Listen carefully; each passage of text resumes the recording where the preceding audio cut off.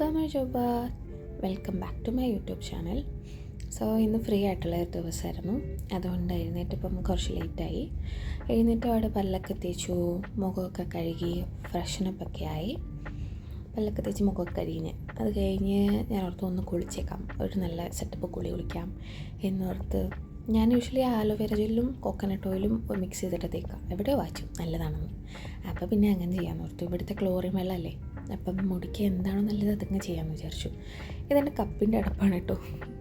പാത്രം കിട്ടാനുള്ള ഒരു ലഭ്യതക്കുറവ് കാരണമാണ് ഇതിനകത്തൊക്കെ ഇട്ട് മിക്സ് ചെയ്യുന്നത്.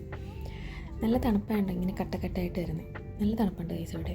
ഇവിടെ ഇപ്പം മഴയൊക്കെ ആയത് കാരണം നല്ല തണുപ്പാണ്. അത് കഴിഞ്ഞ് ആലോവേര ജെല്ല് ഇതിനകത്തിട്ട് ആഡ് ചെയ്തു. അത് കഴിഞ്ഞിട്ട് അത് നന്നായിട്ട് മിക്സൊക്കെ ചെയ്ത് കഴിഞ്ഞ് ഞാൻ അവിടെ നിന്നപ്പം നിങ്ങളെ എൻ്റെ വിൻഡോയുടെ വ്യൂ ഒന്ന് കാണിച്ചേക്കാൻ ഓർത്തു. ഇവിടെ എല്ലാവരും തന്നെ ഫ്ലാറ്റിലാണ് താമസിക്കുന്നത്. കാരണം ഇവിടെ ഉള്ളവർക്ക് വീടൊരു ലക്ഷറിയാണ്. അത് അത്യാവശ്യം നല്ല റിച്ച് ആയിട്ടുള്ള ആൾക്കാരൊക്കെ വീട്ടിലൊക്കെ താമസിക്കത്തുള്ളൂ. അല്ലാത്തവരൊക്കെ അപ്പാർട്ട്മെൻറ്റ്സ് അങ്ങനെയുള്ള അടുത്താണ് താമസിക്കാം. പിന്നെ ഞാനൊന്ന് കുളിച്ച് കഴിഞ്ഞിട്ട് നമ്മൾ പഠിക്കാൻ പോവാണ്.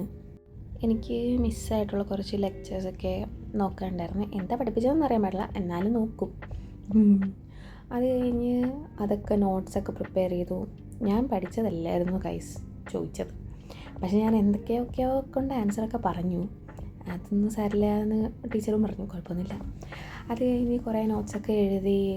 ഇത് ഞാൻ ടൂറിസ്റ്റിലൊക്കെ ഇട്ടിരിക്കുന്നത്, കാരണം നിങ്ങൾക്ക് ബോറടിക്കില്ല ഞാൻ എഴുതുന്നുണ്ടാൽ. എന്നിട്ട് നന്നായിട്ട് നോട്ട്സൊക്കെ എഴുതി. അപ്പോഴത്തേനും ഈ ഇഫ്താറിൻ്റെ ടൈമായിരുന്നു. അതാണ് കുറേ കുട്ടികളൊക്കെ അവിടെ ഇരിക്കുന്നത്. അപ്പോൾ എൻ്റെ ഫ്രണ്ടും ഇഫ്താറിന് നോമ്പ് മുറിക്കാനായിട്ട് വന്നു. നോമ്പ് മുറിച്ചപ്പോൾ ഞാനും അതിനന്ന് കൈയിട്ട് വരി. അങ്ങനെ ആ ദിവസം തീർന്നു.